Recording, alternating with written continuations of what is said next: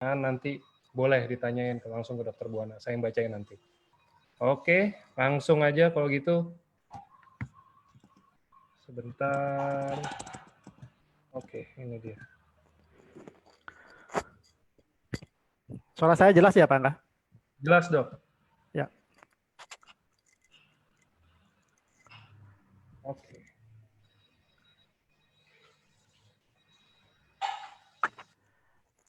Ya baik.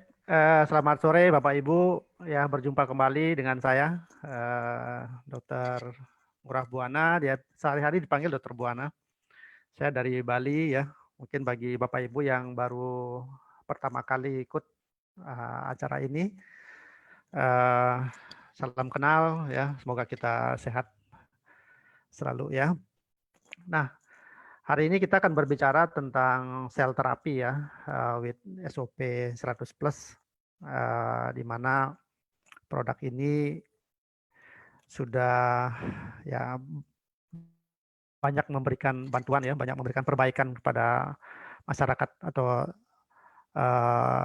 teman-teman kita yang berada di sekeliling kita ya, kondisinya membaik ya, dari tidak bisa jalan menjadi bisa berjalan, yang tadinya tidak bisa pasang ring, yang tadinya harus pasang ring sekarang tidak usah pasang ring ya. Ya banyak sekali lah manfaat yang bisa didapat oleh masyarakat ya. Oke, untuk lebih jelasnya bagaimana tentang sel terapi tersebut ya, hubungannya dengan SOP nanti saya akan bahas ya. Next Pak Angga.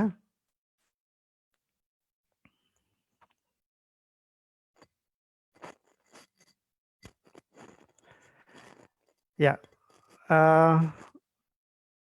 Bapak Ibu, ini 10 penyakit yang terbanyak mengalami kematian ya di dunia. Ini laporan kesehatan dunia tahun 2016 ya.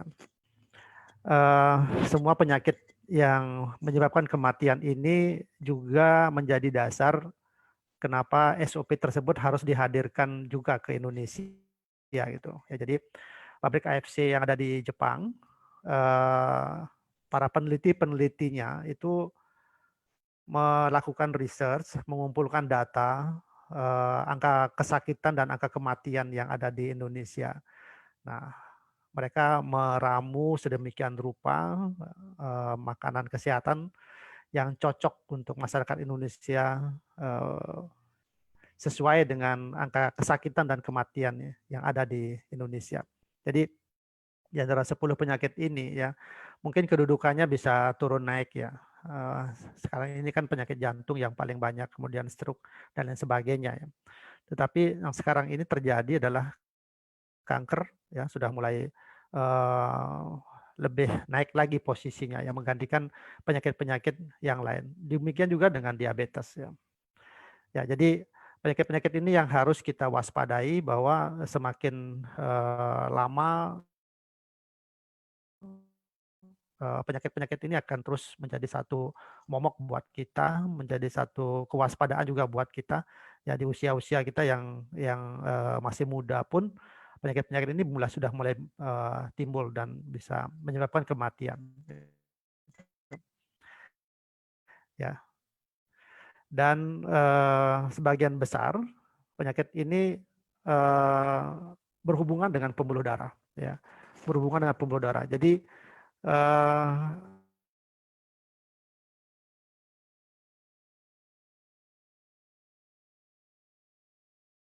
adanya kerusakan yang ada dalam pembuluh darah itulah yang bisa membuat organ yang diusi ya, seperti itu.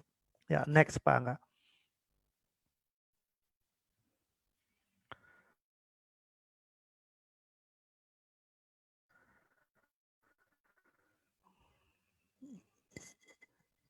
Ya, tentu dalam kehidupan pasti akan terjadi kematian gitu. Ya, kenapa kita bisa meninggal ya? Kenapa kita bisa meninggal? Ya, next.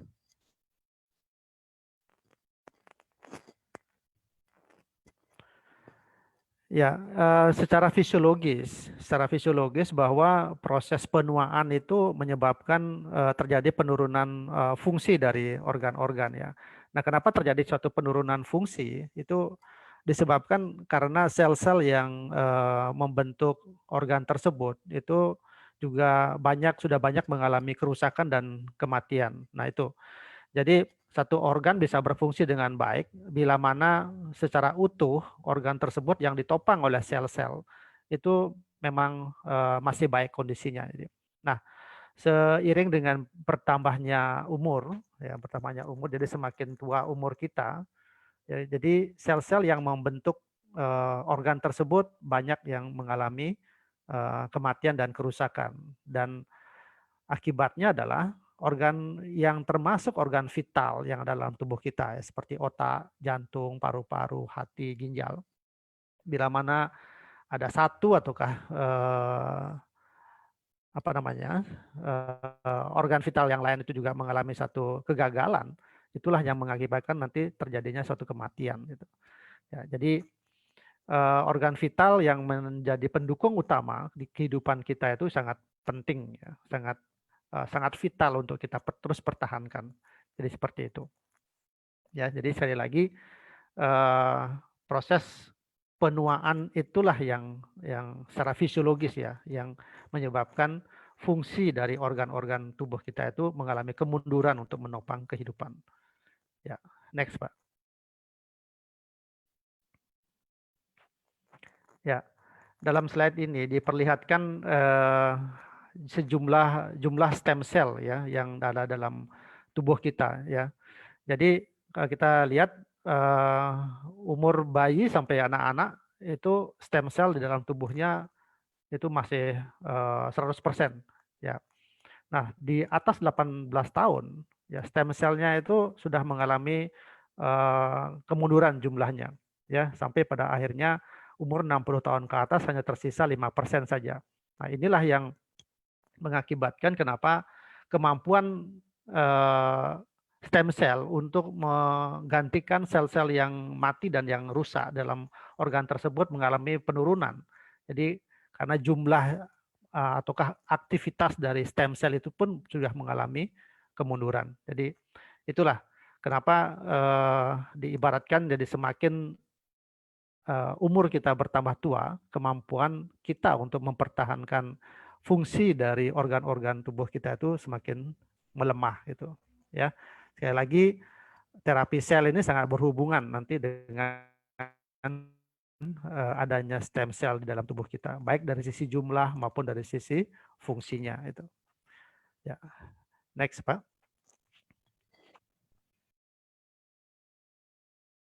Ya, kita bisa lihat, ya, dari penampakan wajah, ya, dalam slide ini. Jadi kerutan-kerutan sudah mulai muncul setelah usia kita sudah mengalami penuaan, ya. Jadi stem cell dalam tubuh kita berkurang secara drastis mengakibatkan apa? Penggantian sel-sel yang mengalami rusak dan mati itu sudah berkurang, ya. Nah, apa yang terjadi? Ya, tubuh kita sering akan menjadi sakit, ya, organ-organ kita sering menjadi sakit dan sebagainya. Sedangkan imunitas tubuh juga semakin menurun sehingga muncul penyakit-penyakit degeneratif, ya. Jadi penyakit-penyakit yang timbul oleh karena proses penuaan. Ya, next, Pak.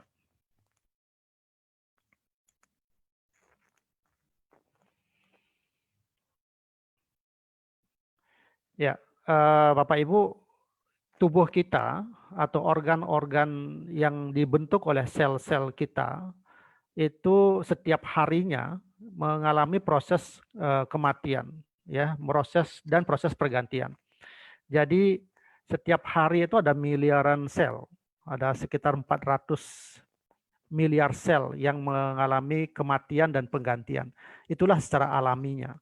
Nah, kalau tadi saya katakan anak-anak atau bayi yang masih bayi, umurnya yang masih muda, itu memiliki stem cell yang masih 100%. Artinya apa? Kalau 400 miliar yang mengalami kerusakan dan kematian, 400 miliar juga yang akan tergantikan. Nah, kalau dalam posisinya balance seperti begini, seimbang seperti begini, tentu organ vital, ya, saya selalu menggarisbawahi ini karena menopang kehidupan ya. Jadi organ vital itu pasti akan terus berfungsi gitu. Nah, bagaimana kalau seandainya kemampuan penggantian sel oleh stem cell itu sudah tidak mampu lagi menggantikan keseluruhan dari sel-sel yang rusak maupun yang mati.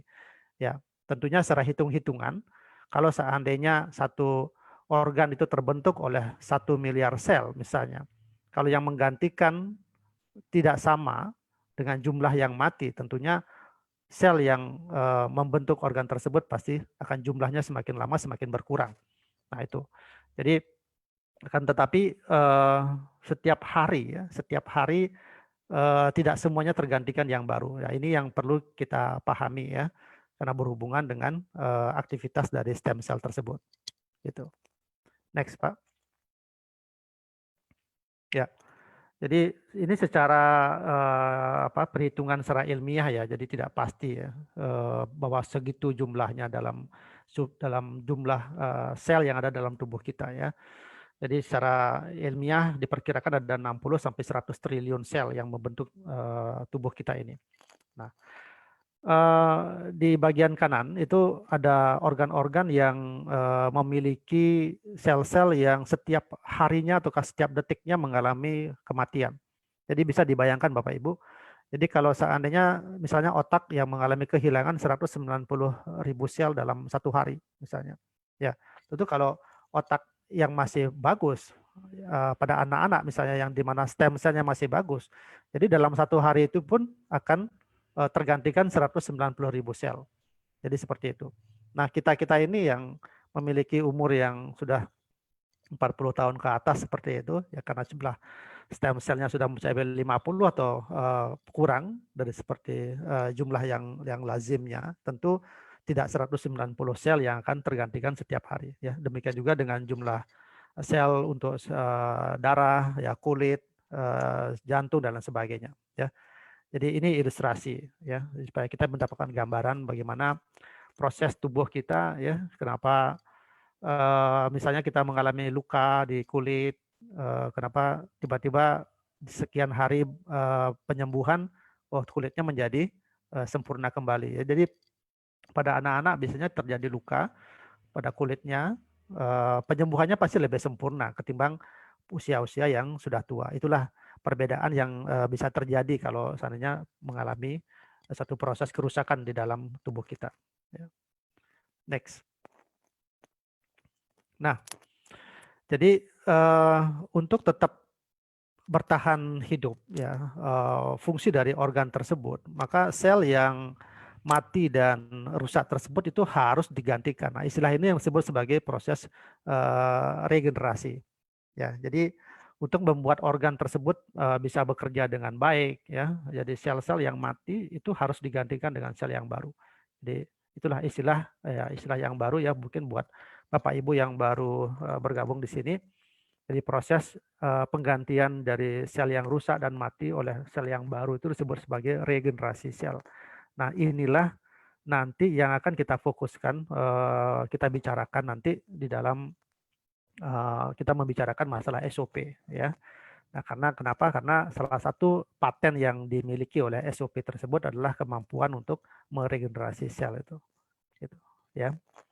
Baik, next. Nah, jadi kesimpulannya, jadi bila sel yang mati dan rusak tersebut tidak diregenerasi, ini menyebabkan jadinya jaringan menjadi rusak, ya, sehingga organ-organ juga tidak bisa berfungsi baik. Nah, hubungan antara kerja satu organ atau sistem tersebut menjadi kacau dan terjadi kegagalan banyak organ. Inilah yang menyebabkan kematian. Jadi Bapak Ibu,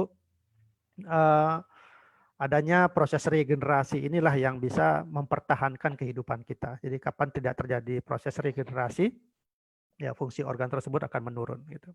Ya, next. Nah, kadang kita berpikir begini, ya, kenapa sih sel tersebut bisa rusak gitu, ya? Nah, secara alami kan sel-sel yang ada dalam tubuh kita kan sudah dipertahankan oleh stem cell, ya. Tapi menjadi pertanyaan, oh sel juga bisa rusak gitu, ya. Nah, ini yang akan kita bahas Ya, ada faktor dalam dan faktor luar ya yang ya next Pak kan? Ya, untuk di faktor luar ya, ini kondisi eksternal dalam lingkungan kita yang terjadi ya. Jadi ada polusi udara ya, makanan yang tidak sehat, minuman kita ya, kebiasaan kita untuk merokok dan sebagainya ya, banyak yang sudah ada makanan pengawet, banyak mengandung pestisida dan sebagainya.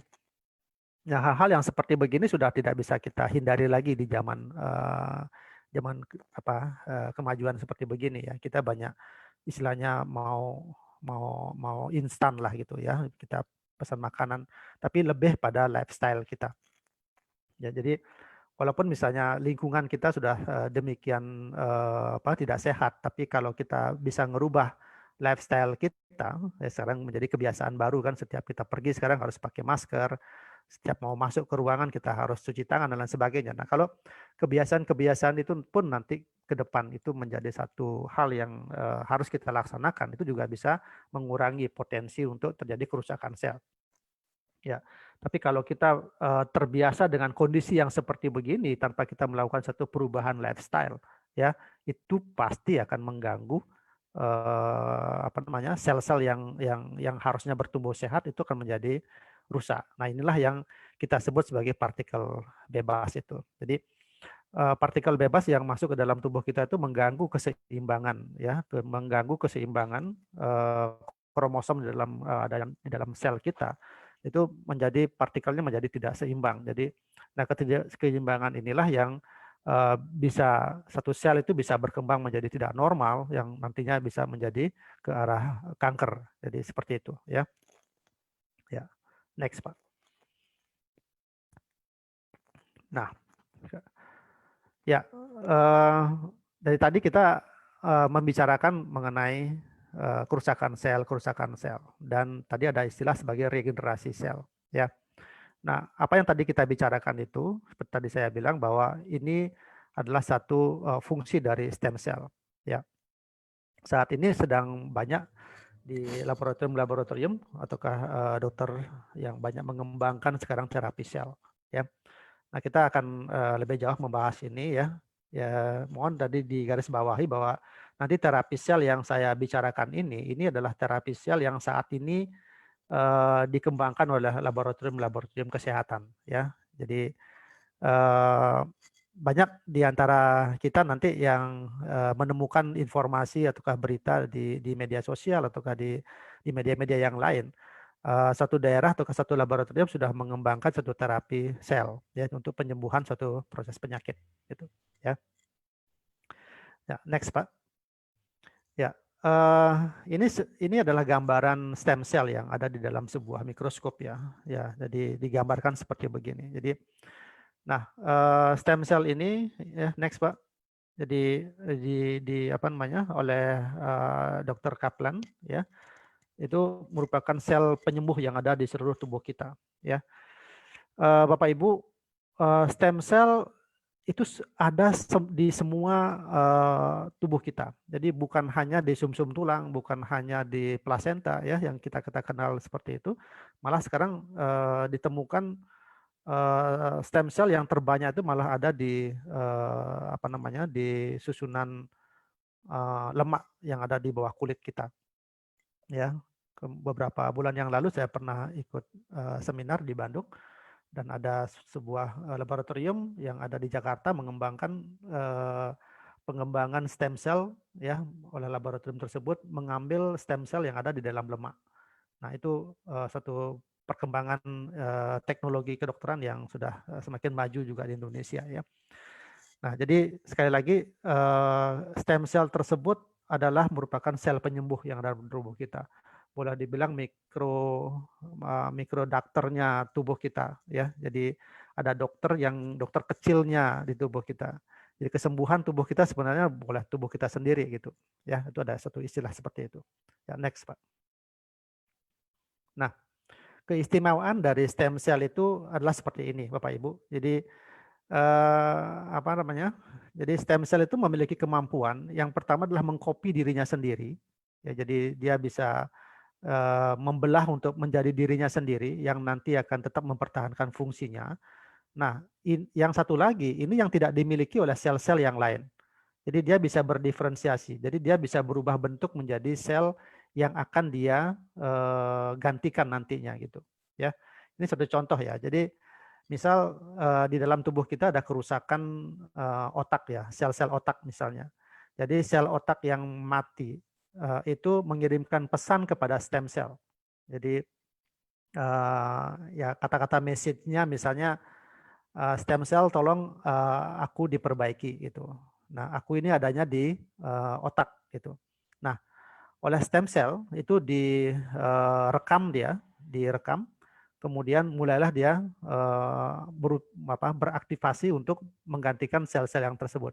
Jadi dari satu stem cell itu akan membelah menjadi dua, ya. Belahan yang satu akan menjadi dirinya sendiri, dan belahan yang lainnya itu akan menjadi sel otak gitu. Ya, seperti tadi saya contohkan misalnya kerusakannya di otak.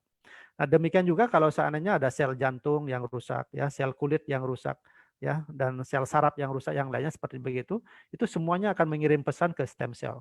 Nah, stem cell inilah yang bisa mampu untuk merubah diri seperti itu. Ya, jadi kemampuan diferensiasi inilah yang spesifik untuk stem cell. Gitu. Ya. Jadi next, Pak. Nah, ini yang saya gambarkan tadi. Jadi stem cell itu bisa berkembang dewasa menjadi sel otot lurik ya, sel otot polos, sel jantung ya, sel saraf ya, dan lain sebagainya. Jadi seperti itu ya. Jadi ini kemampuan ini tidak dimiliki oleh sel-sel yang lain. Jadi kalau sel otot hanya bisa membelah menjadi sel otot. Jadi tidak bisa dia berubah menjadi sel otot jantung, ya. Tidak bisa berubah menjadi saraf dan lain sebagainya gitu, ya. Kemampuan ini hanya dimiliki oleh stem cell. Seperti itu. Ya, next. Nah, apa yang menjadi kegunaan dari stem cell? Ya, tadi saya sudah gambarkan. Jadi kalau seandainya kita menginginkan adanya suatu terapi kelainan organ ataukah kerusakan dari organ, ini sekarang ini banyak dikembangkan mempergunakan terapi stem cell, ya. Ya, coba slide berikutnya, Pak. Nah, ini. Jadi kalau saya gambarkan begini. Misalnya ada satu orang memiliki sakit diabetes seperti itu ya. Jadi kencing manis. Nah, sekarang ini stem cell yang ada dalam pasien tersebut itu diambil. Ya, ini contoh saja misalnya tadi saya bilang ada sel lemak ya, ada sel lemak itu diambil, kemudian dilakukan proses di dalam sebuah laboratorium ya untuk menghasilkan berapa jumlah kebutuhan untuk terapi diabetes tersebut. Nah, ini sekali lagi ada berhubungan dengan berapa jumlah sel yang diinginkan, jadi gitu. Nah, jadi stem cell yang ada tadi sudah diambil di dalam tubuh pasien tersebut itu dibiarkan, ya, itu dilakukan proses. Nah, tadi saya bilang kemampuan dari stem cell tersebut adalah melakukan diferensiasi. Nah, inilah yang menjadi kerumitan ya, kerumitan dari seseorang yang berfungsi untuk menghasilkan sel-sel pankreas ya.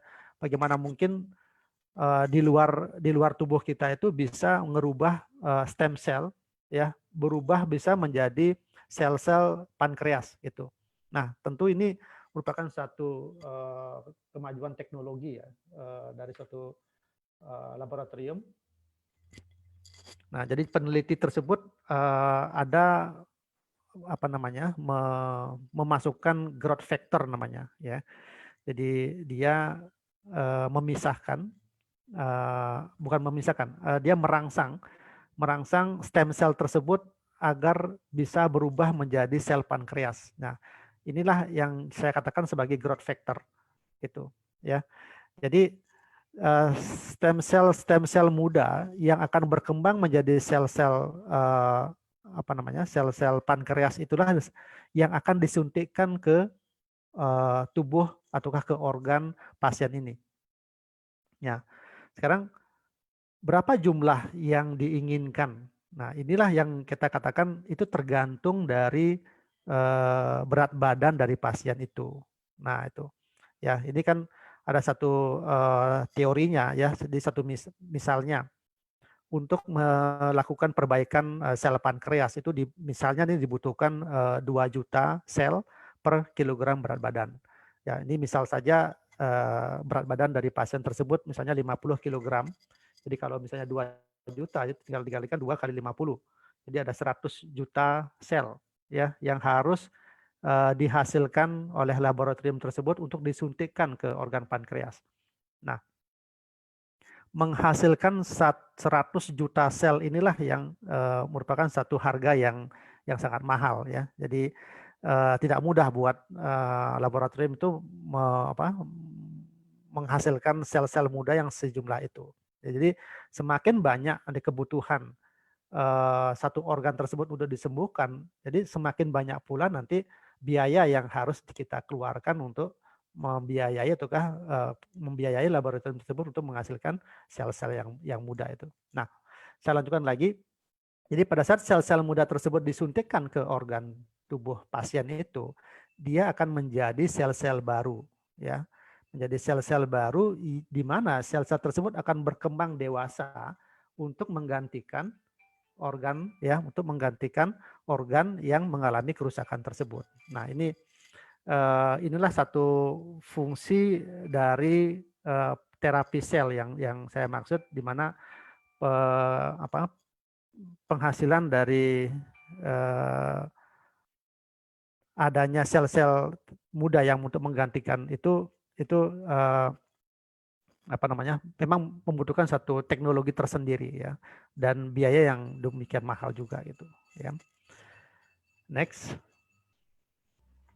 Nah, tadi kan saya bilang proses terapi sel yang ada di pasaran seperti ini itu kan tadi saya bilang itu mencapai ratusan juta ya, karena hitung-hitungannya tadi kan bayangkan kalau 100 juta sel, di mana harga dari satu sel ya, satu sel itu misalnya Rp1 atau sampai Rp1,5. Berarti kalau menghasilkan di 100 juta sel, paling tidak uang yang kita keluarkan itu adalah antara 100 sampai 150 juta sel. Nah ini, 100 sampai 150 juta rupiah yang kita harus beli, yang kita harus bayar ke laboratorium tersebut. Nah itu, ya jadi kenapa stem cell yang seperti ini sangat mahal ya, sangat sulit. Ya kenapa sulit ya, karena menghasilkan itu tidak mudah gitu ya, dan kondisinya tidak stabil. Jadi bisa saja pada saat disuntikan ya, pada saat disuntikan itu terjadi kematian dari stem cell, tidak kecocokan dan lain sebagainya. Nah, inilah yang terjadi saat ini ya, dengan model-model terapi sel yang terapi sel langsung ya, seperti itu.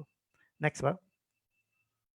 Nah, ini hanya mempertegas saja bahwa terapi yang seperti ini sangat mahal ya, sangat mahal, mencapai ratusan juta, dan penyuntikannya tidak hanya sekali, itu bisa 2-3 kali ya untuk mencapai hasil yang optimal ya. Next. Nah, sekarang ini kita berada dalam satu masa periode alternatif terapi stem cell ya. Kenapa kita katakan alternatif ya? Karena ya saat ini kita sedang dalam mengkonsumsi satu produk makanan kesehatan, di mana produk ini memiliki kemampuan yang hampir sama ya dengan kemampuan stem cell itu. Ya, next.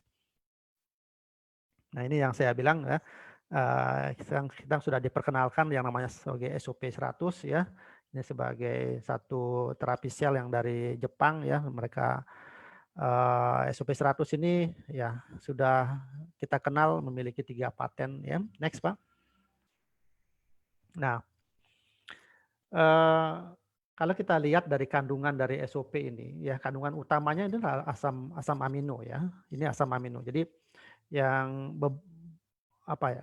kumpulan nama-nama asam amino yang ada di dalam SOP itu ya, dari sisi jumlah dan kandungannya itu lebih banyak daripada human placenta dan placenta rusa ya, dari sisi jumlah dan kandungannya. Ini bayangkan ya. Jadi asam amino itu kan ada 2, asam amino esensial dan asam amino non esensial. Yang non esensial ini yang memang sudah ada di dalam tubuh kita. Yang esensial ini yang justru tidak bisa diproduksi oleh tubuh kita. Ini yang, nah kedua asam amino inilah yang dimiliki oleh salmon ya. Ya jadi kita cukup apa ya, cukup berbahagia ya, cukup bangga juga saat ini kita sedang dalam posisi atau sedang dalam konsumsi makanan kesehatan yang sangat bagus ini. Next, Pak. Nah, saya sampaikan ya bagi Bapak Ibu yang sudah sering mengenal ini, tentu paten-paten ini yang harus Bapak Ibu sampaikan ya kepada pasien ya, jadi kepada calon member dan sebagainya ya. Nah, kenapa saya sangat menekankan ini? Karena kita tidak boleh overclaim ya. Kita tidak boleh overclaim, kita tidak hanya tidak boleh menjual testimoni ya. Jadi kita selalu menyampaikan kepada orang yang mau mengkonsumsi atau orang yang kita prospek, kita jual patennya ini. Ya, kalau kita ngomongin paten itu sudah melampaui, sudah berada pada posisi kemampuan tertinggi dari suatu produk. Jadi tidak bisa terbantahkan gitu, ya. Jadi sudah melalui satu uji-uji yang paling bawah sampai yang paling atas. Nah, kenapa kita harus menjual ini ya? Ya karena untuk menghasilkan paten ini tidak mudah, ya. Sebuah pabrik bisa mempatenkan suatu produknya itu pasti melalui satu ujian yang luar biasa dan membutuhkan waktu yang lama, ya. Ini kita sangat bersyukur sekali. Sekali lagi kita sangat bersyukur sekali kita dibawakan dari Jepang ke Indonesia dan mereka memang sangat concern untuk membantu kesehatan masyarakat Indonesia, ya. Nah, bagaimana mungkin dalam satu produk itu dengan harga yang boleh dibilang relatif murah ya, tetapi bisa memberikan satu dampak kesehatan yang luar biasa itu ya. Kita melihat, mendengar rasa syukurnya pasien yang tadinya berada dalam kondisi koma di rumah sakit ya, setelah mengkonsumsi ini dalam beberapa minggu, beberapa bulan tiba-tiba sadar kembali ya. Pasien yang tadinya tidak bisa berjalan kembali dan sebagainya. Jadi sekali lagi Bapak Ibu, ini paten-paten yang harus Bapak Ibu ketahui ya. Paten nomor 1 ya, memperbaiki, mengaktifkan kembali sel ya. Yang kedua ya bisa meningkatkan perbaikan sirkulasi darah ya. Dan yang ketiga itu skin improvement. Jadi kalau saya selalu dalam satu penyakit-penyakit yang ke organik ya, ke satu organ, paten nomor 1 dan paten nomor 2 ini yang selalu saya sampaikan ya, bahwa saat terjadi pertumbuhan sel ya, perbaikan sel-sel untuk bertahan hidup ini juga membutuhkan aliran pembuluh darah yang bagus ya. Artinya apa? Dia harus bertahan hidup itu harus disupport oleh aliran darah yang bagus. Nah, jadi paten nomor 1 dan paten nomor 2 ini sangat penting kita sampaikan kepada pasien-pasien yang memang mengalami degeneratif. Ya, memang mengalami degeneratif. Jadi jangan selalu hanya ngomongin paten nomor 1 saja ya tanpa kita support dengan paten yang nomor 2. Jadi karena apa? Karena organ kita ini tersusun oleh sel. Jadi kalau sel mau hidup itu pasti membutuhkan makanan. Nah, makanan tersebut ditransport oleh pembuluh darah ya, ataukah makanan tersebut ada di dalam darah itu sendiri ya, yang terbawa melalui cairan darah ya. Nah, ini kalau pembuluh darahnya bagus ya, tentu aliran darahnya menjadi bagus sampai ke target organ, sampai organ yang terakhir ya. Nah, ini jadi dengan terbentuknya sel-sel yang baru pada organ tersebut, dia memang membutuhkan hidup yang lebih bagus, yang pasti dia pasti akan membutuhkan nutrisi yang bagus juga.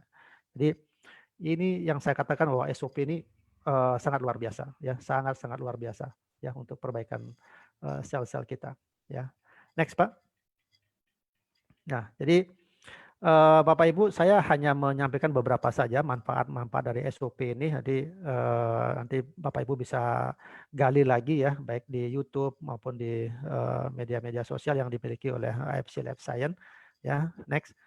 Jadi ini hanya beberapa saja. Jadi bisa untuk meregenerasi sel ya, yang kita sudah ketahui ya. Next. Ya, untuk pembuluh darah ya. Jadi sebagai anti hipertensi. Jadi, sekali lagi SOP ini bukan obat anti hipertensi ya. Jadi bukan seperti itu gambarannya. Bukan seperti itu penjelasan kita ya. Jadi ini selalu berhubungan dengan perbaikan sel ya.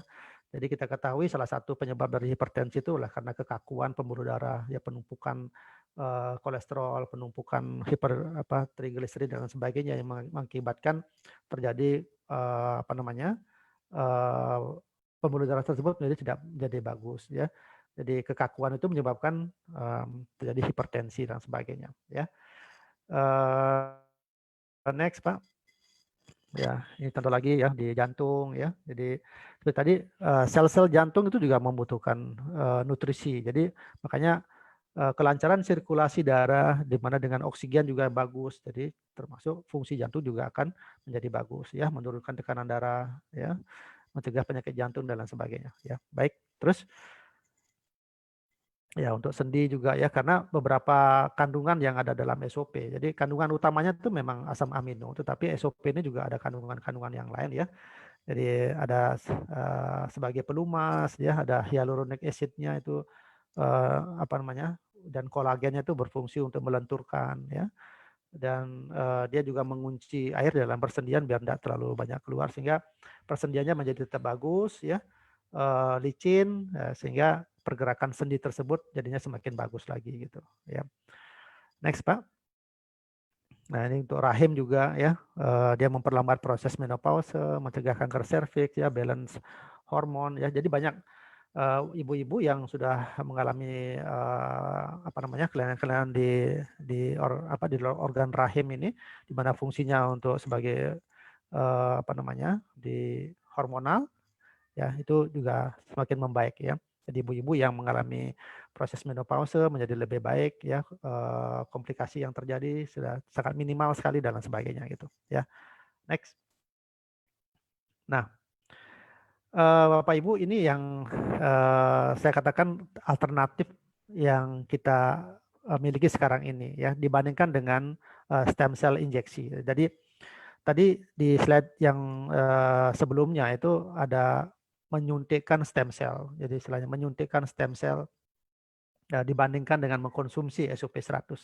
Jadi kalau kita bandingkan ya, kalau untuk menyuntikkan pastilah tenaga dokter yang harus ada ya. Tapi kalau meminum SOP ini tidak harus dokter yang meminumkan ya. Siapa saja bisa minum, siapa saja mampu mengkonsumsi ini gitu ya. Penyuntikan stem cell itu sangat sulit ya, sangat sulit. Itu membutuhkan keahlian. Ya kalau minum SOP ya sangat mudah ya. Tinggal disobek, dituangkan di dalam air ataukah ditaburkan di bawah lidah ya, tinggal ya konsumsi, tinggal minum gitu ya. Nah, injeksi stem cell sangat mahal ya. Seperti tadi ratusan juta ya. Tapi kalau SOP ini masih bisa terjangkau ya. Jadi pembeliannya tidak harus ratusan juta di awal gitu ya. Kemudian injeksi stem cell itu kurang aman ya, karena bisa menimbulkan risiko efek samping ya, ketidakcocokan ya, dan belum tentu efektif juga. Tapi kalau SOP ini relatif aman, tidak menimbulkan efek samping ya. Jadi banyak sekali para member yang menanyakan ke saya, dok, ada teman saya alergi sama ikan. Apakah SOP, bagaimana dengan SOP gitu ya? Kalau saya mengatakan ini makanan kesehatan ya. Jadi karena SOP ini kan bukan dari dagingnya, bukan dari minyaknya yang diambil ya, tapi SOP ini kan dari selaput telurnya. Bukan telurnya juga yang diambil, tapi ini selaput telur, satu lapisan tipis yang ada dalam organnya salmon. Itu pun juga mengalami proses di industri pabrikannya itu prosesnya sangat rumit juga ya. Jadi belum tentu juga orang yang sudah ada alergi dengan ikan itu kan juga alergi dengan SOP. Tapi ini kan kita harus coba ya, harus kita buktikan apakah memang benar tidak alergi ya. Mau tidak mau kita memang harus coba. Tapi ya kalau untuk mencoba pada pasien-pasien yang memiliki alergi ya atau yang memiliki sensitivitas yang tinggi, itu saya menyarankannya dengan dosis yang rendah, dosis yang kecil ya. Ya, kalaupun misalnya memang saya tidak menyangkal juga bahwa ada juga yang memang alergi dengan ini, tapi untuk memberikan pasien-pasien yang memang sebelumnya kita sangka dengan ada alergi, kita memulainya dengan dosis yang rendah. Itu saran saya ya. Next. Ya. Bapak Ibu, inilah perbedaan ya yang kita bisa lihat pada wanita ini, yang sisi sebelah kanannya dia, ya sisi sebelah kanannya dia yang tanpa SOP, dan sisi sebelah kirinya dia itu adalah dengan SOP. Jadi kita bisa bayangkan skin improvement yang dimiliki oleh paten SOP ini bisa membuktikan banyak sekali, bukan hanya ibu-ibu, bapak-bapak pun ya itu dengan konsumsi SOP yang secara rutin itu pasti akan mendapatkan hasil perbaikan kulit yang luar biasa ya. Jadi nggak usah diomongin deh kalau misalnya apa namanya, seorang ibu mengatakan kulit saya halus ya, jadi kulit saya bercahaya cerah kembali ya. Jadi, ya seperti itulah. Memang itu nggak bisa terbantahkan ya. Next Pak. Ya.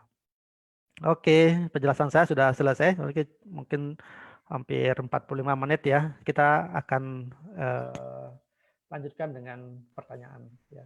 Oke, Silakan saya Pak Dong. bacain pertanyaannya kali dok ya. Ya. Oke, sebentar. Udah Oh, banyak sih. ini 500 orang sudah join ya. Iya, tadi full.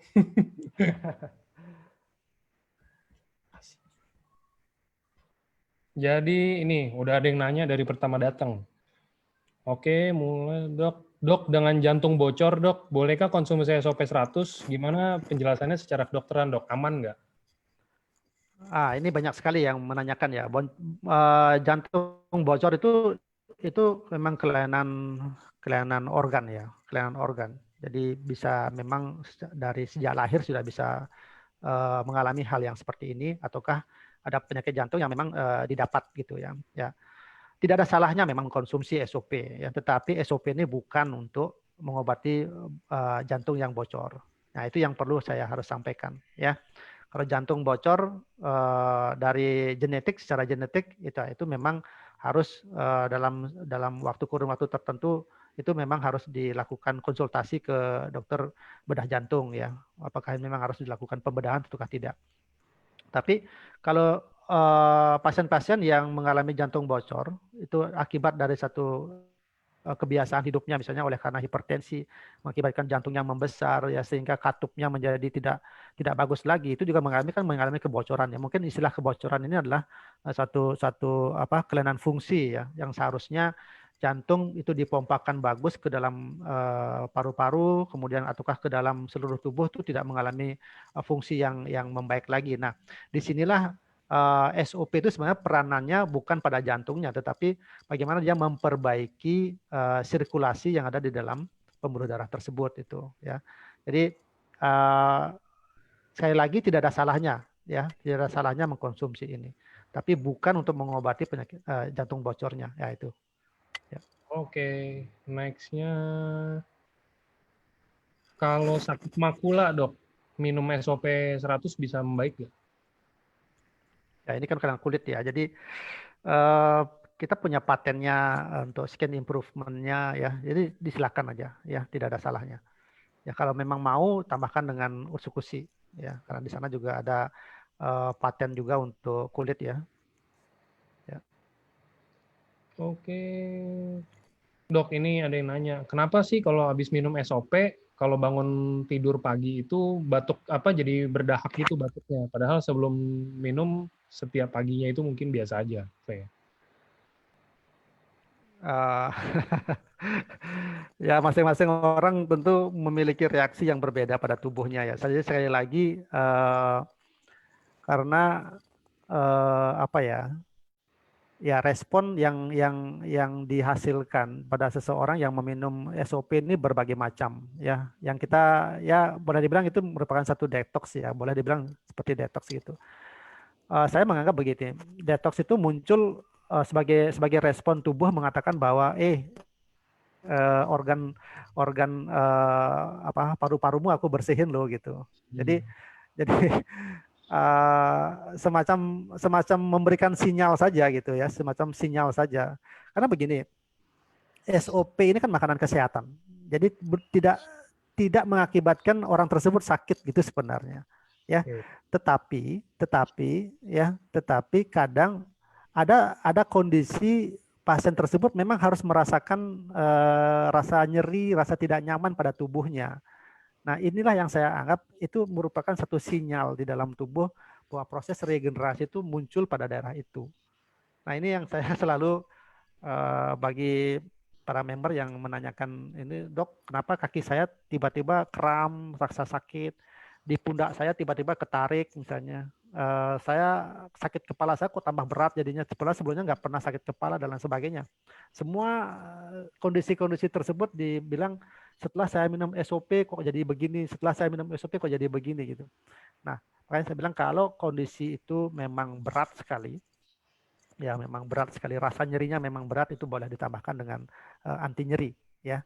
Kemudian SOP-nya diturunin dosisnya atau mungkin bahkan di stop dulu dosisnya ya. Oke. Nanti setelah itu kita coba mulai dengan dosis yang kecil ya, agar respon tubuhnya itu bisa apa namanya, bisa sedikit demi sedikit akan beradaptasi gitu. Ya, itu aja saran saya Pak Angga. Oke. Ya. Oke, nextnya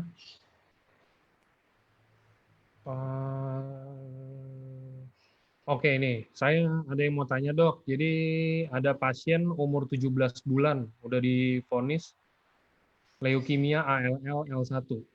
Orang tuanya galau mau kasih SOP atau cukusi yang dikasih ke anak. Mengingat dokter yang menanganinya tidak menyarankan konsumsi SOP. Anak ini lagi menjalani kemo kelima hari ini, udah nggak tahu berapa lama, kemungkinan 2 tahun ke depan katanya untuk kemonya itu. Jadi kira-kira tetap dikasihnya itu SOP atau UTSU atau gimana dok?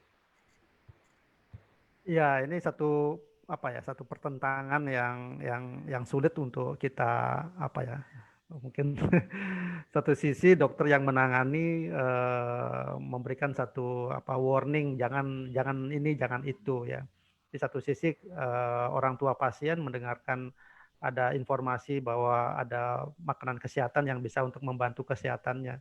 Kalau saya berpikir begini Pak, eh, sekali lagi ini bukan obat ya, ini bukan suplemen, tapi ini berupa makanan kesehatan saja, berupa makanan kesehatan saja. Jadi namanya makanan kesehatan siapapun orang bisa mengkonsumsinya ya.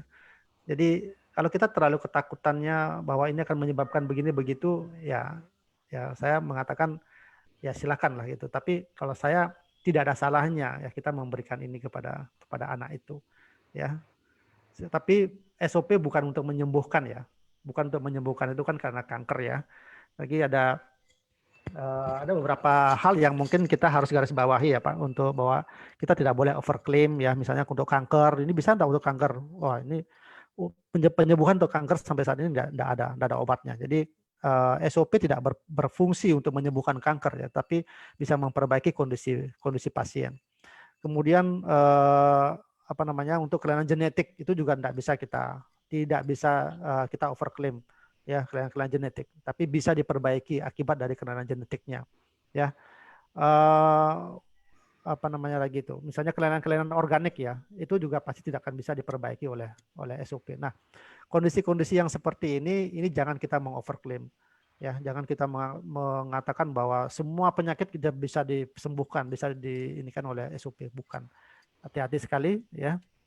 Saya sering diskusi dengan Pak Ernest, dengan Pak Niko ya, dok tolong disampaikan batasan-batasan dari SOP atau eksekusi yang kita miliki ini, biar para member kita jangan terlalu mengoverclaim sehingga nanti ada kekecewaan pada pasien yang mengkonsumsi ya, yang memang tidak bisa disembuhkan, tidak bisa diperbaiki, ya jangan kita katakan itu bisa diperbaiki, bisa disembuhkan. Ya kita terus terang saja mengatakan bahwa ini tidak bisa memperbaiki kesehatan Anda, tidak bisa menyehatkan Anda kalau minum ini ya, tapi paling tidak bisa memperbaiki kualitasnya ya, yang tadinya tidak bisa tidur menjadi tidur misalnya, tapi tidak memperbaiki penyakit dasarnya. Nah, ini yang harus Bapak Ibu harus pegang ya, untuk bisa kita memberikan support yang terus menerus pada pasien ya.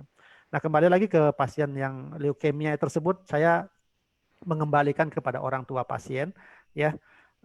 Silakan saja ikuti sarannya dari dokter, silakan ya, tapi kalau saya tidak ada salahnya untuk memberikan ini kepada putranya ya. Oke. Mungkin ini bisa ngejawab juga nih, ada yang nanya, saya konsumsi SOP kurang lebih 1 minggu, rasanya jadi ngantuk, padahal di siang hari aja ngantuk. Itu normal nggak? Mungkin Ya, ya, mirip-mirip komen tadi tuh. ya betul. Jadi itu hanya respon tubuh aja, ya. Oke. Nextnya, kalau untuk penyakit keterbelakangan mental, dok, SOP bisa untuk bantuin gitu nggak? Untuk kan kalau ini kalau keterbelakangan mental ada sarafnya yang rusak atau gimana gitu. Ya, kalau untuk yang seperti ini mungkin tidak, ya. Itu kan karena apa ya? Ya, ada banyak, ada satu hal yang serius yang terjadi di sana, ya. Jadi bukan karena apa ketergantungan mentalnya tuh, apa keterbelakangan mentalnya tuh bukan oleh karena kerusakan organnya gitu ya. Tapi sekali lagi tidak ada salahnya kita memberikan SOP, ya. Tidak ada salahnya kita memberikan SOP, ya. Siapa tahu nanti hal-hal yang negatif yang dimiliki oleh pasien yang mengalami keterbelakangan mental tersebut bisa diperbaiki, ya. Ini misal saja aktivitasnya yang berlebihan, ya. Yang tadinya dia tidak bisa diam sekarang menjadi diam misalnya, ya. Yang tadinya tidak mau makan, diam begitu, akhirnya bisa dia makan dan sebagainya. Itu hal-hal yang seperti begini yang harus kita syukuri gitu, ya, bagi Bapak Ibu yang memiliki anak-anak yang mengalami keterbelakangan seperti itu, ya. Oke. Oke. Dok, apakah SOP bisa membantu memperbaiki penebalan pada dinding jantung karena genetik bawaan lahir? Nah, ini yang tadi saya bilang, ya. Yang diperbaiki itu bukan pada organnya itu, ya, tapi yang diperbaiki adalah komplikasi yang terjadi lanjutan dari penebalan jantung itu. Nah, ini eh, ya, mudah-mudahan Bapak Ibu mengerti ya apa yang saya sampaikan, ya. Secara secara fungsi dari SOP itu bukan untuk memperbaiki organ yang mana ini memang sudah ada kelainan genetiknya dari sejak lahir, ya. Itu jelas tidak akan bisa diperbaiki. Tetapi komplikasi yang muncul, ya, komplikasi yang bisa muncul dari kelainan organ tersebut yang terjadi pada tubuh anak ini yang bisa kita perbaiki gitu, ya. Oke, nextnya untuk varises, dok. Varises apa dampak positifnya kalau minum SOP? Ya, kita tahu varises itu kan terjadi kekakuan, ya, kekakuan dari pembuluh darah. Nah, ini kalau saya sih memang menganjurkan SOP dengan ursekusi, ya. SOP-nya itu untuk perbaikan sel-sel pembuluh darahnya. Memang dia juga akan menekan komplikasi yang muncul akibat dari kekakuan itu. Ya, siapa tahu memang juga ada kekentalan darah akibat dari hiperkolesterol, trigliserid misalnya. Itu bisa juga diperbaiki. Nah, ursekusi peranannya di sini adalah karena di sana ada fucoidan, ya. Jadi fucoidan itu juga sebagai anti platelet, ya, jadi anti pembekuan, ya. Nah, ini bagus sekali, ya, perpaduan antara SOP dengan ursekusi pada pasien varises. Ya, banyak dari para, ya, pasien yang mengkonsumsi ini memberikan kesaksian yang membaik, ya. Oke. Oke. Kalau baru sembuh dari sakit tifus, untuk pemulihan boleh konsumsi SOP nggak, dok? Untuk usia 63 tahun. Oh, silakan aja, tak jadi masalah, Pak. Kalau untuk keratosis pilaris, cukup SOP atau harus kombinasi SOP dan UTSU, dok? Keratosis Pilaris. pilaris, ya. Mungkin di kulit, ya. Kalau saya sih ya begini, ya, maksudnya mungkin kalau istilah-istilah penyakit seperti itu bisa Bapak Ibu cari dulu di Google gitu, ya. Ini istilahnya di mana sih gitu, ya. Misalnya kalau dia masalahnya ada di kulit gitu. Ya, ini kelainannya kulit ini di bagian apanya gitu, ya. Nah, pada saat kita mengetahui itu kita hubungkan nih dengan patennya dari produk ini, ya. Kalau dia sudah ada berhubungan dengan kulit, ya, itu kalau saya sih mengatakan bahwa kalau ada skin improvement gitu, seperti begitu misalnya, ya, kesempatan untuk perbaikan itu pasti juga ada gitu, ya. Kemudian di ursekusi juga ada uji klinis untuk kulit, ya. Nah, makanya kalau ya berhubungan dengan begini, ya lebih bagus kita kasih kombinasi antara SOP sama sama Utsukushi itu. Ya. Oke. Ini ada yang ini kan bahan-bahan dasarnya SOP itu kan dari ikan salmon, Dok, dari salmon ovari peptide-nya ya. Gimana kalau SOP itu dikasih ke orang yang punya reaksi hypersensitivitas pada yang kalau mereka konsumsi hewan laut? Itu ada nyambung, ada koneksi nggak, Dok? Nah, ini seperti tadi saya bilang, ya, untuk membuktikan bahwa pasien tersebut ada mengalami alergi juga pada salmon, ya mau tidak mau, memang kita harus konsumsi, ya, kita harus konsumsi. Tapi cara konsumsinya mungkin kita memulainya dengan dosis yang kecil. Jadi supaya kalau misalnya nanti kita berikan satu saset misalnya, itu akan memberikan respon yang besar nanti pada pasien itu kan bisa mengakibatkan nanti ada shock ya. Kalau memang dia alergi sama itu, kalau alerginya cepat itu bisa mengakibatkan shock anafilaktik nanti. Nah, kondisi ini kan kita tidak mau gitu ya. Hmm. Jadi saran saya bagi pasien-pasien yang memiliki sensitivitas yang tinggi terhadap ikan laut atau seafood itu, kalau ini kan juga namanya SOP juga terbuat dari salmon, ya hati-hatinya ada di situ pada saat pemberiannya. Oke, Itu Pak. Ya. kalau untuk tiroid, Dok, kira-kira minumnya SOP atau UTSU atau kombinasi, dan mungkin kalau ini bisa dikasih tahu berapa banyak ya per harinya. Ya, tiroid ini apa dulu? Ya, apa gangguan hormonalnya atau pembesaran tiroidnya, kan saya nggak bisa memberikan advice ya. Hmm. Ya, kalau bertanyanya mungkin yang lebih jelas ya Bapak Ibu ya, biar kami bisa memberikan memberikan jawaban yang tepat ya. Kalau nanti misalnya ini bisa di Japri aja, ya nanti saya akan bantu. Oke. Nah, ini ada yang jelas nih, sama kayaknya nih. Dia kanker tiroid. Kanker tiroid Ya, itu berarti sama lah pertanyaannya kayak tadi, dia ya. konsumsi yang mana gitu. Kanker jelas nggak bisa ya. Kalau Hmm. kanker saya bilang tidak bisa mengobati kanker ya. Itu kalau ya, tapi sekali lagi kondisi-kondisi yang diakibatkan oleh kankernya itu yang bisa dibantu ya. Contoh misal kalau setiap kanker itu pasti akan mengalami kerusakan sel-sel darah ya. Misalnya oleh karena kemoterapinya ataukah oleh karena memang kankernya sendiri gitu ya. Nah, itu kemampuan SOP-nya di situ untuk menghasilkan sel-sel baru, sel-sel darah baru, nah di situ yang diperbaiki gitu. Ya, contohnya seperti itulah ya. Oke, kalau untuk sinus, Dok, gimana, Dok? SOP, UTSU atau di Ya, ini makanya kombinasi? ini sinus ini kan banyak banyak penyakit Pak Angga. Jadi ada sinusitis oleh karena alergi ya, oleh karena sinusitis oleh karena infeksi ya, itu kan pasti beda-beda ya kita punya ini ya. Jadi kalau untuk yang Bapak ya atau Bapak Ibu yang menanyakan masalah ini nanti bisa di Japri ya, biar lebih detail saya bisa memberikan jalan keluarnya gitu ya. Di akhir sesi mungkin nanti bisa di-share Pak Angga nanti nomor saya ya, nanti biar Oke, Dok. Bapak Ibu bisa bisa menjapri ya.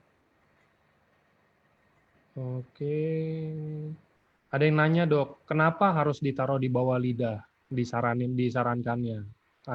Bagaimana prosesnya di dalam tubuh? Lebih efektif mana? Ditaruh di bawah lidah atau disuntik melalui infus?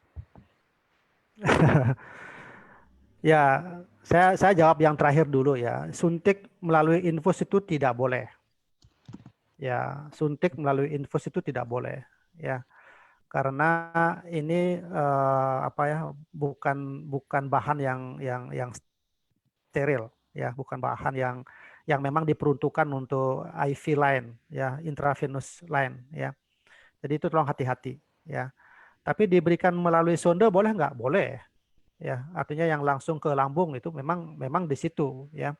Tapi banyak juga teman-teman yang mendapatkan tambahan ilmu, oh ini di bawah lidah bisa nih gitu. Ya karena memakai pengalaman ada pasien dengan hipertensi misalnya diberikan obat di bawah lidah ya. Nah, kenapa di bawah lidah? Ya itu karena pembuluh darah, sel saraf di sana banyak ya. Jadi cepat memang terserap di sana. Itu ya silakan aja sesuai dengan kenyamanan dari Bapak Ibu, yang mana saja boleh ya. Jangan dipaksakan ini harus di bawah lidah ya. Sudah anak-anak nggak bisa mengkonsumsinya di bawah lidah, dipaksakan di bawah lidah, akhirnya anak tersebut jadinya nggak mau gitu kan. Ya, kemudian orang tua misalnya yang nggak suka di bawah lidah gitu, akhirnya terbatuk-batuk dan lain sebagainya, ya jadinya terbuang produknya, produk mahal kan, ya kasihan juga gitu ya. Kalau saya menganjurkannya diminum seperti kita minum air yang biasa lah ya. Itu hal yang lazim yang sudah kita lakukan ya. Waktu pagi ya sebaiknya memang perut dalam keadaan kosong ya. Campurkan ya 50 sampai 100 mili air ya. Campurkan, diaduk. Boleh nggak antara SOP sama ursugusi digabung pada saat di satu gelas yang sama? Boleh aja, orang itu makanan kesehatan kok gitu ya. Ya tinggal minum aja gitu ya. Nah, bagaimana dengan pasien-pasien yang mengalami gangguan lambung nih? Ya, saya sekalian aja dah menjawab, yang lain-lain barangkali ada yang nanya-nanya tentang itu. Ada mengalami gangguan lambung gimana dok? Gitu. Ya ini ada pertama ya diberikannya sesudah makan ya. Atau didekatkan dia dengan jarak makan ya. Itu boleh pertama ya. Yang kedua, kalau memang pagi-pagi nggak bisa sarapan, siangnya boleh nggak? Boleh, siang aja boleh dikasih ya. Nah, ada juga yang mengatakan, nah kalau kita berikan dia di bawah lidah, kalau bawah lidah itu kan sedikit sekali tuh yang nantinya akan jatuhnya ke lambung, ya, atau lebih banyak terserapnya langsung ke pembuluh darah. Nah, jadi kan dia tidak masuk ke lambung. Nah, boleh diberikan dengan cara yang seperti itu, ya. Pendekatannya ke sana. Jadi kalau namanya orang yang mengalami gangguan lambung itu kan persepsi. Persepsi kalau sudah melihat cairannya berwarna kuning, itu persepsinya bahwa wah ini pasti akan asam, banyak mengandung asam. Kalau asam, saya sudah punya sakit lambung, akan jadi kumat lagi nih. Nah, namanya persepsi itu besar, kuat sekali pengaruhnya ke dalam tubuh. Jadi, nah yang seperti begini yang kita harus awal menyampaikan jangan ngelihat dari warnanya bahwa ini kan mengandung asam yang tinggi dan lain sebagainya ya. Ini harus kita dampingin pasien itu. Oke. Itu Pak. Siap. Oke, next ini gimana kalau untuk orang yang mengalami penurunan fungsi ginjal dan ada riwayat hipertensi dan katanya ada kista di ginjalnya, Dok. Itu SOP atau UTSU atau SOP? Ya, Dok. berapa hari yang lalu dokter Luigi ya sempat juga menyampaikan tentang penyakit ginjal ya, salah satunya tentang kista ginjal ya. Kalau kista ginjal itu memang satu gangguan terbentuknya cairan ya, kantong-kantong cairan yang ada di dalam ginjal itu sendiri dan sehingga mengganggu fungsinya ya. Ini kalau kondisi seperti ini memang jelas tidak bisa tidak bisa memperbaiki kista ginjalnya ya, tetapi sel-sel yang rusak akibat dari kista ginjal itu yang bisa diregenerasi ya. Jadi sisa ginjal yang masih bagus itulah yang dipertahankan, paling tidak dipertahankan fungsinya ya, dipertahankan fungsinya sehingga filtrasi ginjal tersebut masih tetap bagus ya. Fungsi dari ginjal tersebut masih tetap bagus sehingga tidak jatuh ke dalam gagal ginjal kronik yang mengakibatkan memang dia harus cuci darah ya. Jadi saya sih lebih banyak menganjurkan untuk minum SOP saja ya, karena untuk kemampuan regenerasi selnya itu. Saat ini saya juga ada punya pasien ya yang dengan kista ginjal yang sudah mungkin 30 tahun, 40 tahun dia sudah menderita itu. Saat ini sedang mengkonsumsi SOP. Ya, kondisinya pasien mengatakan kondisi saya lebih baik dok, walaupun misalnya HB-nya belum bisa dipertahankan ya, masih ada penyuntikan hemapo dan lain sebagainya. Tapi secara umum mengatakan sejak saya minum SOP kondisi tubuh saya semakin baik. Artinya apa? SOP ini tidak hanya memperbaiki ginjalnya ya, tetapi organ-organ yang lain juga mengalami penurunan, itu juga sedang diregenerasi. Inilah yang dinyatakan secara umum oleh pasien tersebut, mengatakan bahwa tubuhnya sehat itu ya. Itu Pak Angga. Oke. Next-nya ini, Dok. Ada yang nanya, wah, ponakan saya umur 3 tahun, Dok. Ujung kelingkingnya nggak bisa lurus. Kata dokter pernah ada periksa, katanya ada ganjalan di persendian dan harus dipotong jarinya. Apa bisa dicoba dikasih SOP 100 dok untuk membantu dengan harapan kalau bisa nggak jadi dipotong. Iya, ini kelainan-kelainan yang organik ya. Apa namanya?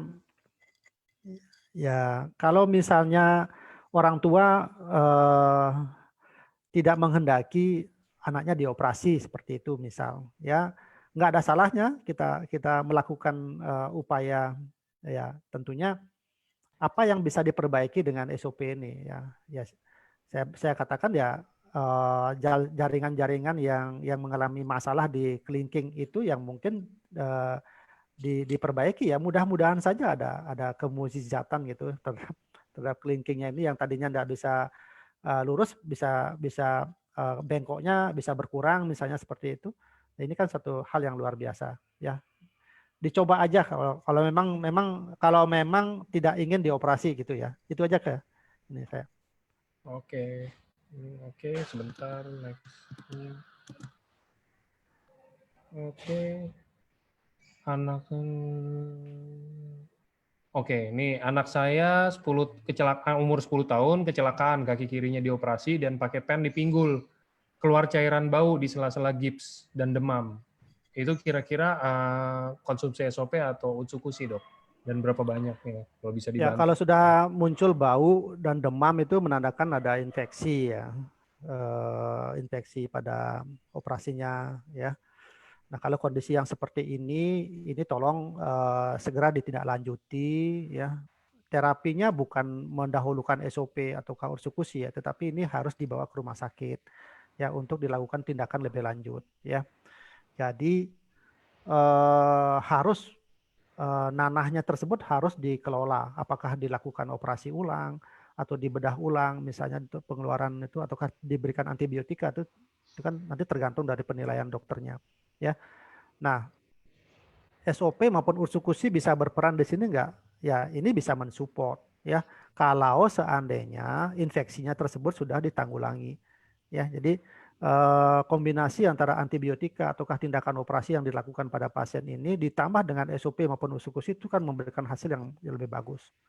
Ya, jadi bukan meniadakan tidak pergi ke rumah sakit atau tidak kontrol ke dokter, tapi lebih pada SOP maupun Utsukushi-nya itu tindakan yang salah kalau saya.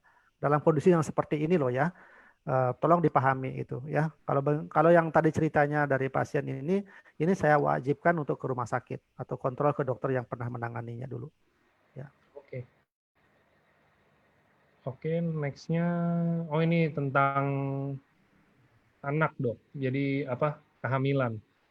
Ada rekan kerja udah menikah sekitar 8 tahun tapi belum dikaruniai anak. Udah pernah cek ke dokter, katanya ada gangguan hormon di istrinya.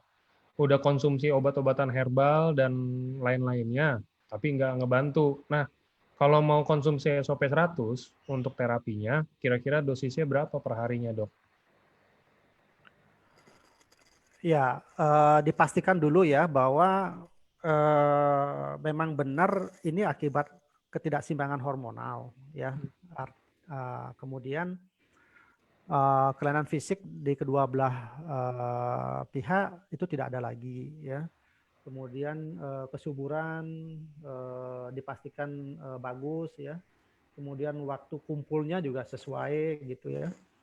Artinya pasangan tersebut melakukan hubungan pas pada saat istrinya pas masa subur gitu ya.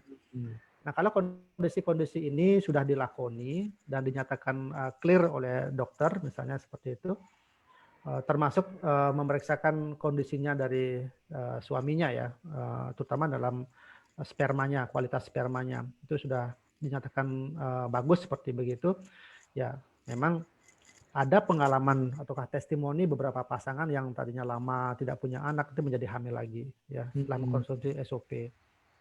Ya silakan mau dimulai dengan 2x1 ya ataukah langsung 2x2 ya itu silakan aja, itu masing-masing orang punya dosis sendiri-sendiri ya. Arti minimal itu 2x1 minimal ya. Minimal 2x1.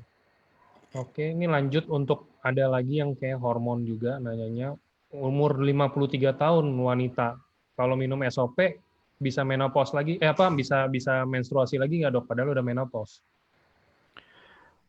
Saya nggak bisa mengatakan dia akan haid lagi ya, tetapi komplikasi dari menopause itu yang dikendalikan ya. Jadi rasa kecemasan yang berlebih, rasa panas, rasa kropos tulang dan sebagainya, rambut rontok dan sebagainya itu yang dikendalikan, itu yang bisa diperbaiki oleh SOP. Jadi bukan membuat dia haid lagi gitu. Saya kira mungkin bukan ke arah sana sih ya. Ini saya sakit mah dok, udah 10 tahun lebih, ada asam lambung, asam lambungnya tinggi. Kira-kira kalau saya mau coba mulai konsumsi SOP 100, baiknya eh, makan dulu atau di sebelum makan dan dosisnya berapa banyak per harinya? Ya tadi saya sudah jawab ya yang sebelumnya ya. Untuk yang apa namanya yang untuk dosis itu kalau saya sarankan dimulai dari dosis yang kecil dulu ya. Setengah saset dulu misalnya dalam hitungan 3 sampai 7 hari ya. Lihat perkembangannya, lihat respon tubuhnya. Kalau dengan setengah saset tidak ada rasa nyeri ya, tidak ada kembung misalnya ya boleh dinaikkan lagi 3/4 saset misalnya ya. Sekian 2 sampai 3 minggu misalnya seperti itu. Kemudian amati pasien sendiri yang bisa melihat perkembangannya itu ya. Nanti bisa dinaikkan sampai maksimal mungkin bisa sampai 2 kali 2 ya. 2 saset pagi, 2 saset sore misalnya. Itu tergantung masing-masing pasien memiliki respon tubuh yang berbeda-beda. Artinya begini, ada pasien yang hanya 1 kali 1 keluhan lambungnya membaik. Ya berarti dosisnya dia ada 1 kali 1. Tapi ada juga pasien yang dosisnya 2 kali 1 ya. Minum 2 kali 1 baru keluhan lambungnya lebih bagus. Nah itu dosisnya dia segitu. Ada juga pasien yang mungkin minum pagi 2, sore 2 baru membaik kondisinya ya.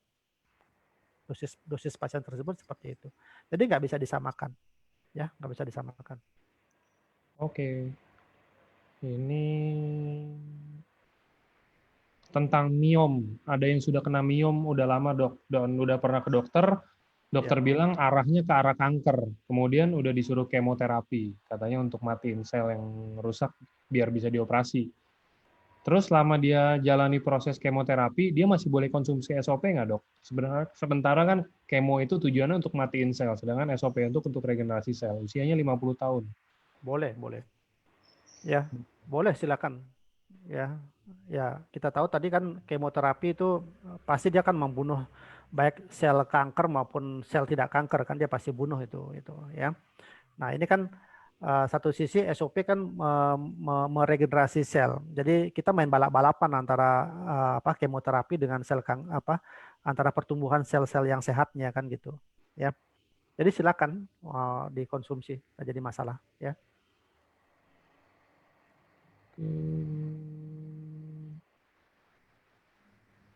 Oke, next. Untuk anak yang kepalanya membesar akibat ada cairan, apakah bisa dibantu dengan SOP? Dia yang... Kalau dibantu boleh ya bisa, tapi menyembuhkan tidak. Nah itu ya. Kalau hidrosepalus ya oleh penumpukan cairan itu kan biasanya karena kelainan genetik ya, kelainan bawaan, bukan genetik ya, kelainan bawaan. Itu harus dilakukan operasi ya, dilakukan pemasangan selang ya, stent mengalirkan cairannya dikeluarkan dari otak ya, biasanya ditampung di di perutnya gitu ya. Nah, itu terapi yang selama ini dijalankan.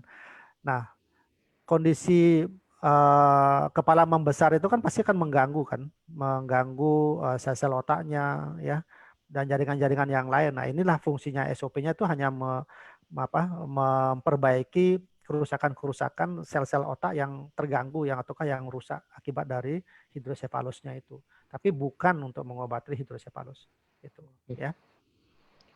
Kalau untuk keropos tulang dok, kira-kira bisa membantu nggak kan regenerasi sel untuk sel tulang Ya, juga? tadi saya bilang di sana di slide yang tadinya kan manfaat dari SOP itu bisa untuk kelainan di persendian tulang ya. Jadi itu ada karena kandungan dari SOP kan ada hyaluronic acid ya, ada kolagennya di situ. Itu sangat bagus untuk ini ya. untuk perbaikan fungsi tulangnya. Nah, untuk regenerasi selnya kan pasti patennya kan ada di sana juga, ya. Itu bagus sekali untuk osteoporosis, ya. Oke, ini kalau untuk pasca melahirkan, habis pasca operasi melahirkan, kira-kira konsumsi SOP-nya gimana tuh dok? Untuk biar kondisinya lebih baik, perlu pemulihan habis operasi. Ya kan proses melahirkan kan proses yang normal, jadi bukan sakit sebenarnya, ya.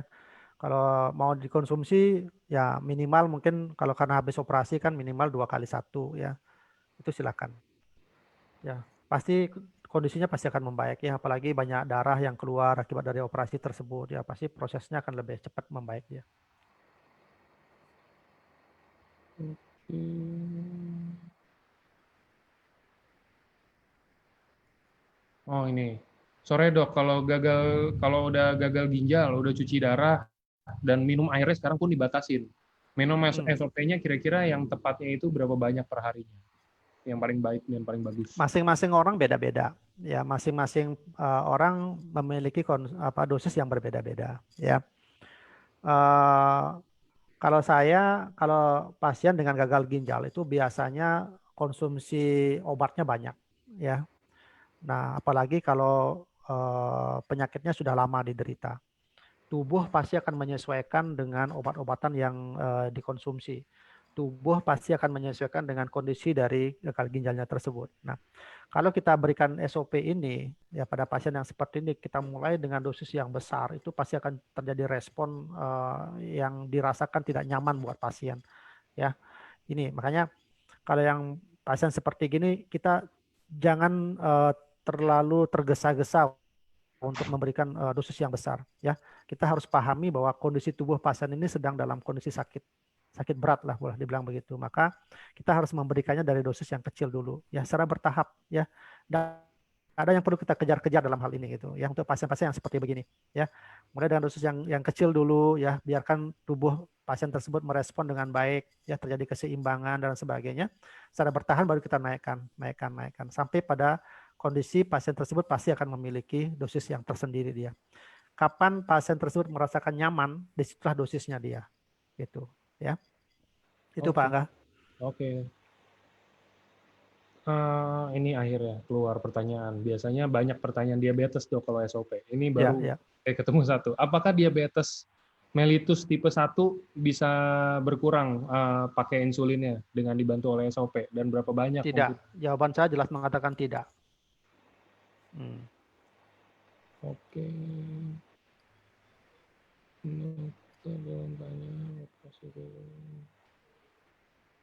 Dok mau tanya kalau misalkan buat ada yang varikokel, apakah minum SOP bisa membantu? Tidak. Maksudnya tidak bisa menyembuhkan varikokel ya. Varikokel itu harus dioperasi ya, karena ada cairan di sana. Cairan yang tersebut tidak bisa dikeluarkan oleh karena SOP ya. Itu harus dioperasi. Nah, selesai operasi baru minum SOP gitu ya. Jadi jangan dibalik-balik ya kalau yang untuk sakit-sakit yang seperti begini ya. Oke. Kalau untuk pasien diabetes kronis yang sampai sebabkan matanya itu tidak dapat melihat, kira-kira disarankannya gimana ya dok SOP-nya? SOP atau UTSU Ya, atau ini bagus sekali pertanyaannya. Uh, Diabetes itu ada komplikasi ya, ada komplikasi mikro dan komplikasi makro ya. Jadi komplikasi mikro itu ke pembuluh-pembuluh darah, ke pembuluh saraf yang kecil-kecil seperti itu ya. Kalau sudah sampai ke mata berarti komplikasinya sudah ke mata ya. Apa namanya? Sudah mengalami katarak dan sebagainya ya. Nah, kalau untuk yang seperti begini itu saran saya sih dikombinasi antara SOP dengan usukusi ya. Nah, kenapa harus dikombinasi? Karena apa namanya? Kataraknya itu harus dilakukan operasi dulu, ya. Kataraknya harus dilakukan operasi. Kemudian pengendalian dari peningkatan gula darahnya itu bisa diperbaiki dengan SOP-nya, ya.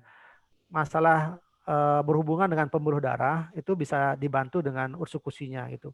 Nah, itu makanya kombinasi antara SOP dengan usukus ini ya bisa membantu. Tapi untuk pasien yang katarak seperti begini, itu pasien memang harus dilakukan operasi dulu ya agar fungsi penglihatannya bisa kembali normal ya. Untuk pengendalian gula darahnya dan pencegahan komplikasi yang lain bukan hanya ke mata tapi nanti bisa bisa ke jantung, bisa menyebabkan serangan jantung, bisa ke ginjal, nanti bisa ke gagal ginjal, bisa ke otak nanti menyebabkan stroke akibat dari gagal dari diabetesnya ini. Ini yang harus kita cegah ya dengan mempergunakan SOP dan usukusi ini gitu.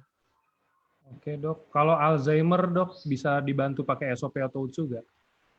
Ya itu memang patennya ya, memang patennya SOP ya, bukan usukusi ya, tapi ini patennya dari SOP karena Alzheimer itu kan memang terjadi kehilangan sel-sel saraf ya.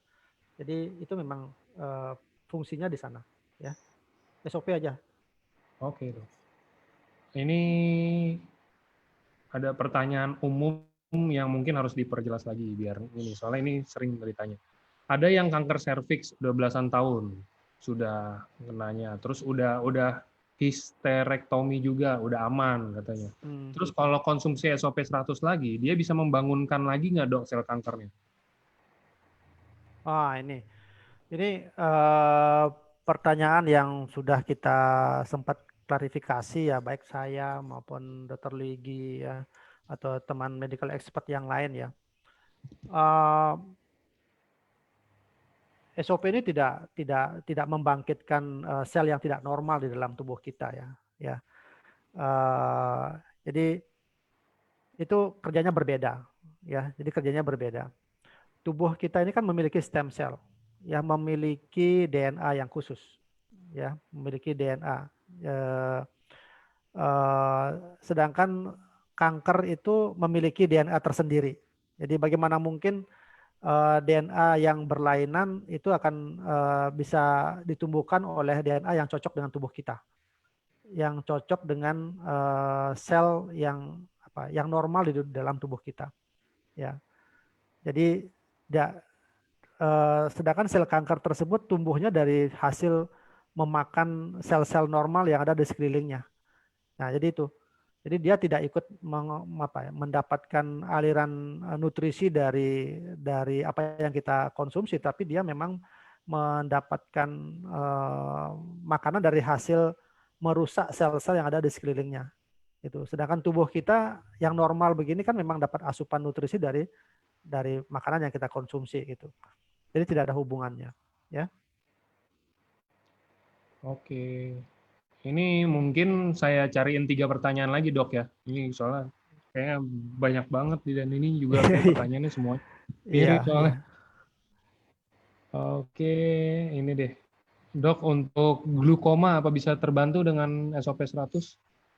Glaukoma harus dioperasi. Ya itu dulu ya. Glaukoma harus dioperasi karena itu pasti akan penurunan tekanan bola mata itu harus dilakukan pembukaan celah lah istilahnya begitu kan, itu kan karena tertutup ya. Itu harus dioperasi. Setelah operasi baru kita perbaiki dengan kita bisa support dengan SOP. Ya itu ya. Oke. Ini dok, kalau SOP gimana caranya bisa membantu hipertensi? Karena saya udah 2,5 bulan konsumsi SOP dan UTSU masing-masing 2 kali 1. Namun belum ada perubahan. Gimana saran dokter? Apa dosisnya mungkin harus ditambah atau gimana dok? Ya, saya harus menanyakan lebih jauh lagi. Nanti mungkin bisa japri ke saya ya, Pak, Bapak atau Ibu yang menanyakan ini ya. Ini perbaikan ini tidak hanya melulu tentang masalah dosis ya. Ya, tapi kita harus lihat dulu ke belakang. Ini sudah berapa lama penyakit ini yang diderita ya. Kemudian obat-obatan yang dikonsumsi selama ini bagaimana ya. Pernah nggak terjadi satu komplikasi yang muncul akibat dari ini, dari apa namanya hipertensi ini dan sebagainya ya. Nah, perbaikan dari SOP dan usukusi ini dari mana ya? Ini dari perbaikan sel-selnya dia ya, dan melancarkan aliran darahnya akibat dari komplikasi pengentalan darah. Nah, itu apa namanya kegunaan dari SOP maupun usukusinya ini ya. Nah, mengenai konsumsinya baru dua bulan ya Pak. Ya, ya Dua ini setengah bulan. tentu belum belum apa ya, belum sesuai dengan belum sesuai dengan apa namanya dari peneliti ya, bahwa optimalisasi hasil yang optimal didapatkan dari terapi ini adalah 6 bulan. Nah itu ya, jadi kalau saran saya pada pasien ini coba diperbaiki dosisnya dulu ya, SOP-nya dinaikkan ya 2x2, kemudian ursukusinya itu minimal ya, itu minimal. Kalau pasien yang seperti gini, kalau saya sarankan sih lebih bagus pada SOP-nya ya, bukan ke ursukusinya ya. Nah, SOP-nya ini yang dimaksimalkan ya, bisa 2x2 atau bisa 3x2 ya.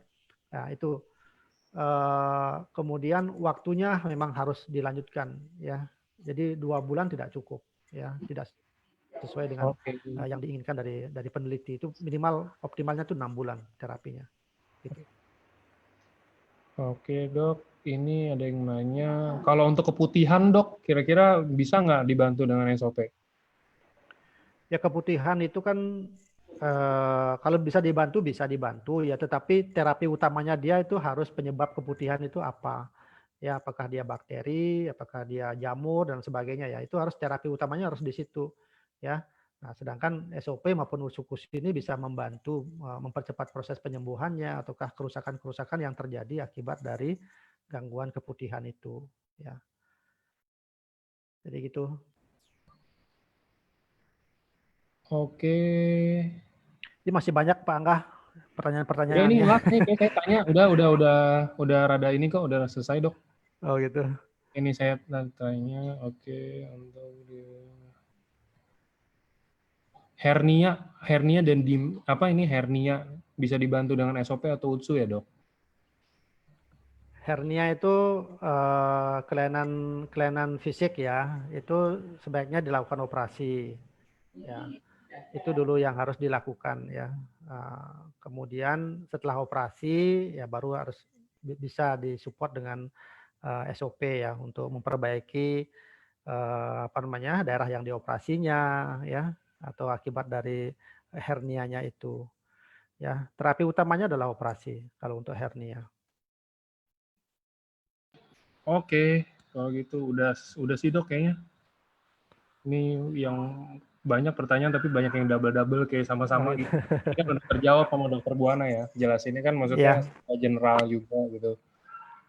Ya, silakan buat para Bapak Ibu ya, silakan japri ke nomor saya ya, ke 0821 4413 0101 ya, 0821 4413 0101.